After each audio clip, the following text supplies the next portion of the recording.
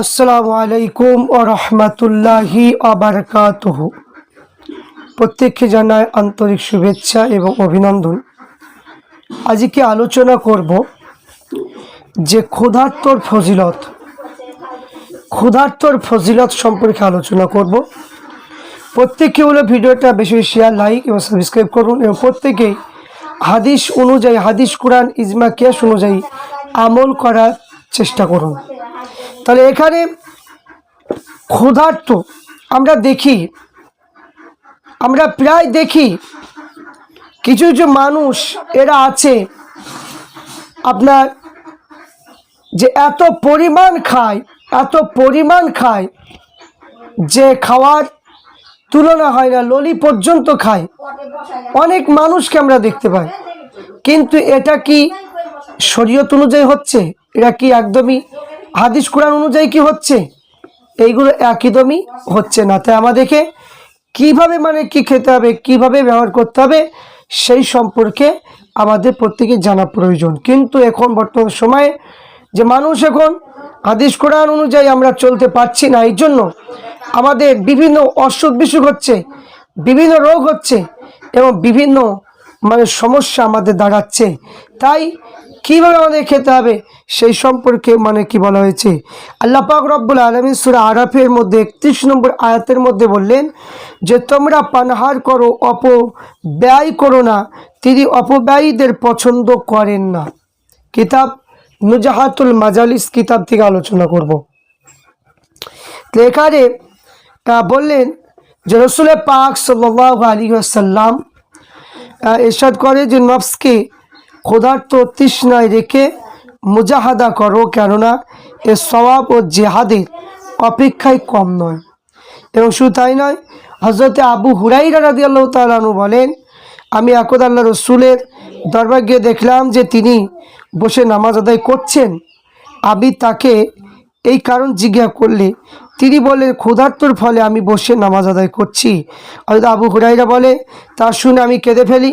তখন তিনি আমাকে বললেন যে কেঁদো না, কেন ক্ষুধার্ত ব্যক্তি কিয়ামতের দিবসে কঠিন পরিস্থিতির সম্মুখীন হবে না, আর যদি সবের নিয়তে সে ক্ষুধার্ত থাকে। রাসূল পাক সাল্লাল্লাহু আলাইহি সাল্লাম বললেন যে আল্লাহ তাআলার নিকটে সেই ব্যক্তি অত্যন্ত ঘৃণিত, উদয়পুত করে পানাহার করে আর শুধু ঘুমায়।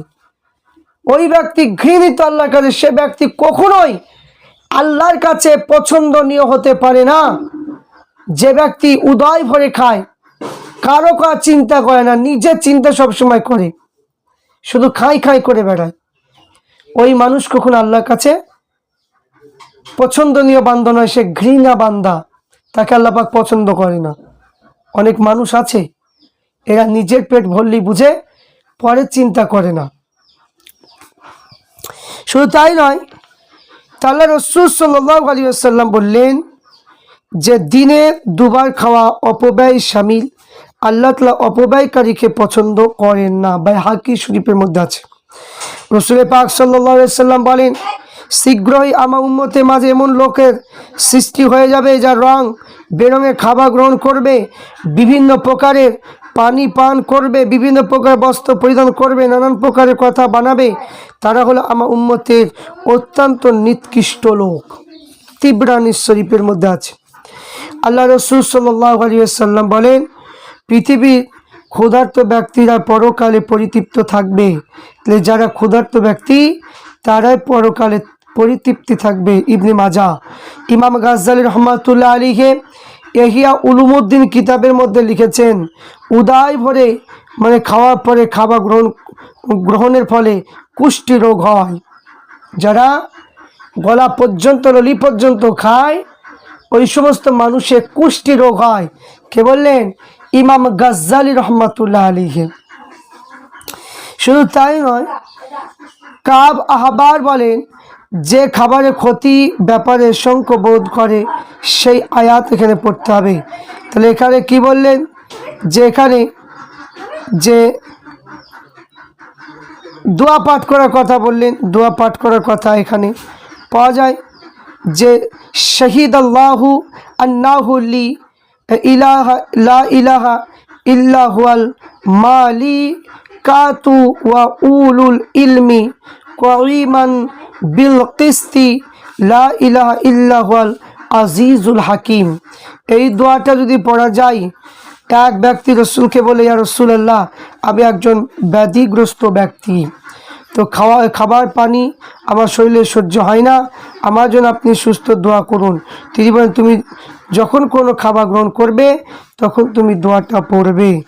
যে আল্লাহ রসুল বললেন, বিসমিল্লাহিল্লাযী লা ইয়াদুররু মা ইসমিহি শাইউন ফিল আরদি ওয়ালা ফিস সামাই ইয়া হাইয়্যু ইয়া কাইয়্যুম। এই দোয়াটা পড়বে। শুধু তাই নয়, এখানে হযরতে বাইজিদ বুস্তামি রহমাতুল্লাহ আলাইহি বলেন, তাকে জিজ্ঞাসা করা হয়েছিল, আপনি কিভাবে এই মর্যাদা উন্নত হয়েছেন, কিভাবে আল্লাহর ওলি হয়েছেন, কিভাবে আল্লাহর মাহবুব বান্দা হয়েছেন? জিজ্ঞাসা করলেন, বলো ক্ষুধার্ত থেকে, নগ্ন দেহ থেকে।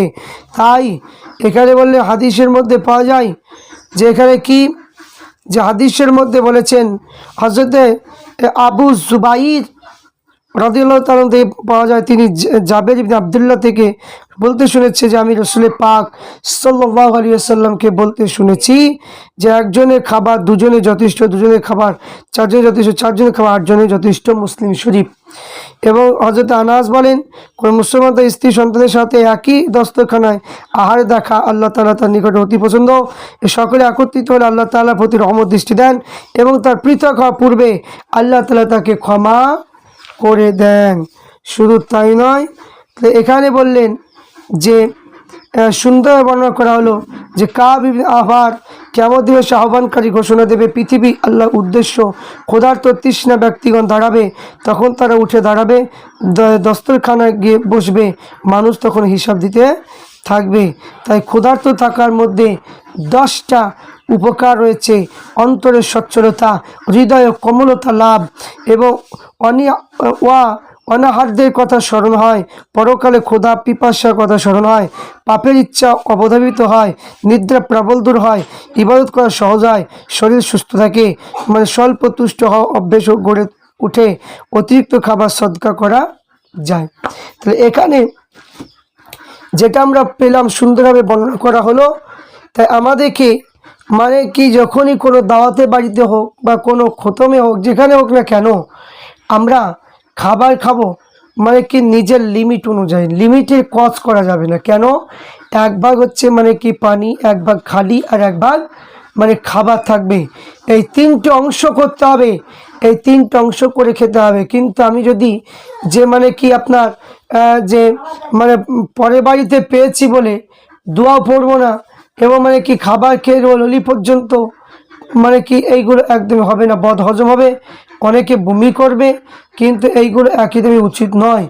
বা সবসময় ভাবতে নিজের বাড়ি যতটুকু খাচ্ছি পরের বাড়িতেও ততটুকু মানে কি খাবো, বঞ্চ সেইভাবে আমাদের চলতে হবে। তাই এখানে আমাদের কিছু কিছু জিনিসগুলো একেবারে ছেড়ে দিলে হবে না, আমাদের পরিষ্কার হতে গেলে কিছু কিছু জিনিস আমাদেরকে অবশ্যই মেনে চলতে হবে।